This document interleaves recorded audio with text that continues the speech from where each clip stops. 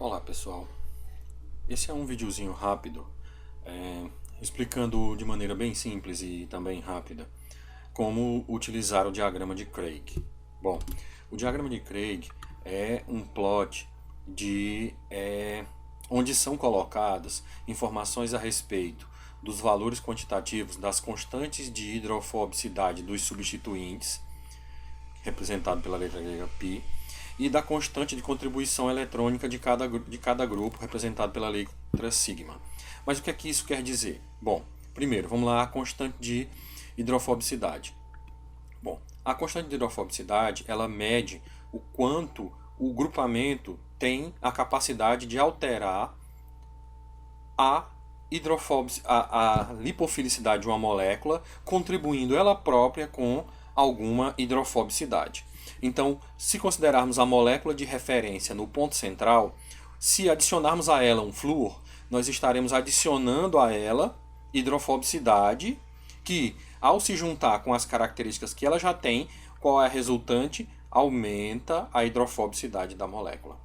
Se nós adicionarmos, por exemplo, um grupamento carboxila, nós estaremos reduzindo a hidrofobicidade geral da molécula por adicionar um grupamento que apresenta hidrofobicidade negativa.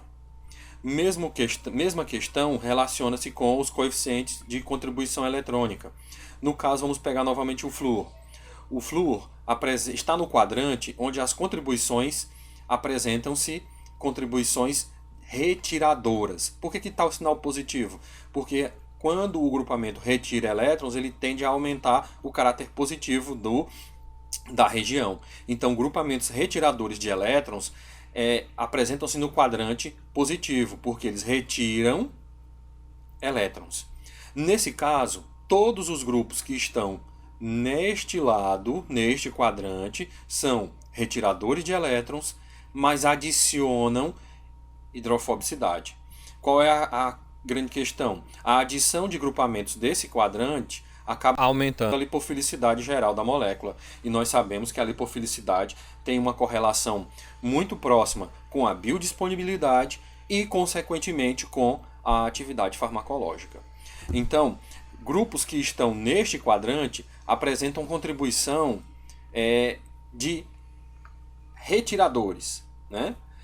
Eles acabam adicionando hidrofobicidade, mas eles também acabam contribuindo com o aumento da densidade eletrônica. Então eles aumentam a densidade eletrônica. Consequentemente, a contribuição deles é representada pelo menos sigma, né? Por quê? Porque ao invés de retirar elétrons, como faz o flúor, como faz os halogênios de uma maneira geral, eles adicionam densidade eletrônica. Mesmo assim, por conta da sua constante de hidrofobicidade, os grupamentos desse quadrante, como o grupamento metil, etil, terbutil, N-metil, tá? Dimetil, na verdade, eles acabam reduzindo, aumentando a lipofilicidade da molécula. Por quê? Porque eles adicionam hidrofobicidade, apesar de aumentar a densidade eletrônica. A mesma lógica de análise se aplica aos demais quadrantes. Então, nesses quadrantes que estão à direita do ponto central, né, nesses dois quadrantes, a adição desses grupamentos aumentando a lipofilicidade da molécula, por aumentar a hidrofobicidade, por adicionar grupos hidrofóbicos que contribuem, seja como retiradores ou como adicionar como grupos que adicionam densidade eletrônica. Neste lado, os efeitos são os exatos contrários. Então, são grupos que reduzem a lipofilicidade de uma maneira geral, reduzem a hidrofobicidade da molécula, tanto por serem grupos que apresentam constante de hidrofobicidade negativa, ou seja, eles acabam sendo grupos polares, com relativa polaridade, tá? Todos eles, observe que o π está negativo nos dois casos, mas em alguns casos, além de terem constante de hidrofobicidade negativa, ou seja, eles ao invés de adicionar hidrofobicidade, reduzem a hidrofobicidade da molécula, nós também temos a situação em que os deste quadrante, tá, eles apresentam contribuição positiva no sentido em que eles acabam reduzindo, são retiradores de elétrons, eles acabam retirando os elétrons. Então, do ponto da constante contribuição eletrônica, eles são retiradores de elétrons, mas eles reduzem a hidrofobicidade. Então, a adição de um grupamento desse a uma molécula vai ter um efeito a priori de reduzir a hidrofobicidade geral da molécula, consequentemente, a lipofilicidade da molécula e a sua biodisponibilidade. Mesma lógica para esses grupos aqui. Só que aí, além de reduzirem a hidrofobicidade da molécula geral, pela contribuição da hidrofobicidade individual do grupo adicionado, ela também tem o efeito de adicionarem densidade eletrônica ao meio. Então, o diagrama de Craig deve ser pensado assim. Os grupos que estão desse lado modulam a hidrofobicidade e, consequentemente, a lipofilicidade da molécula, aumentando essa hidrofobicidade e, consequentemente, a lipofilicidade. E esses que estão deste lado do quadrante acabam reduzindo. O que é importante, por quê? Porque tanto há moléculas que precisam de acréscimo, quanto há moléculas que precisam de redução da hidrofobicidade. Para a gente considerar, ver isso num exemplo, vamos considerar uma molécula que está aqui no ponto central como sendo o grupamento benzeno aqui. Então, o log-P calculado, usando o algoritmo do Marvin's Cache, que é um algoritmo bastante utilizado e respeitado para o cálculo, a predição de valores de log-P, e só para verificar, o log-P experimental da molécula do benzeno é em torno de 2,13, então a diferença é bem pequena, né? Proporcionalmente ela não chega a 5%. Então, nesse caso, a molécula do benzeno apresenta log-P calculado de 2,05. Quando nós adicionamos uma hidroxila a ela fica com um log-P 1,73. Então, o que foi que a hidroxila fez? Ela reduziu a hidrofobicidade da molécula de base, que no caso a molécula de base é o benzeno. É o que se espera dela, ela está nesse quadrante, então ela reduz a hidrofobicidade e, consequentemente, a lipofilicidade calculada pelo log-P.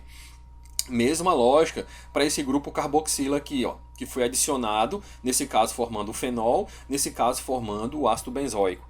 Então, o que nós temos aqui? Esse grupo carboxila também reduz a hidrofobicidade da molécula. Tá? Ele tem efeito eletrônico diferente.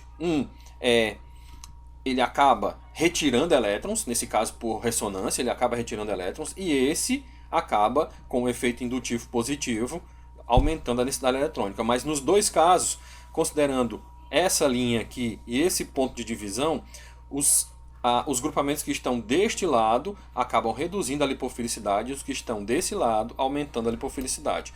Quando os dois grupos são associados, os efeitos se somam. Tanto a hidrofobicidade quanto o efeito indutivo acabam gerando um valor que a priori poderia se pensar que não está correto. Por quê? Porque se esse aqui sozinho reduz em quase 0,5 e esse aqui em 0,3, os dois juntos deveriam reduzir muito mais. Mas acontece que os efeitos, nesse caso, eles são contrários. Esse tem efeito indutivo retirador e esse efeito indutivo doador. Então os efeitos indutivos acabam contrabalanceando o resultado. E aí o log-P desta molécula é menor do que a molécula de referência, mas não tanto quanto se esperaria para ela.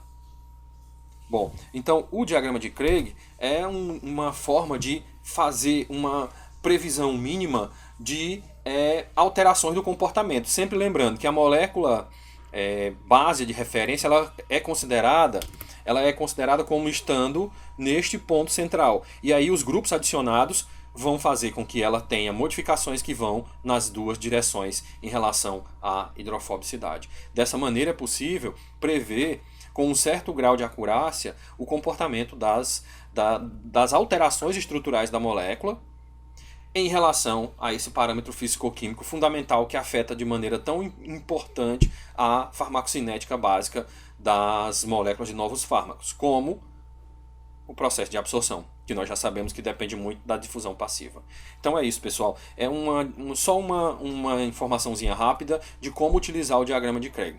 Até a próxima.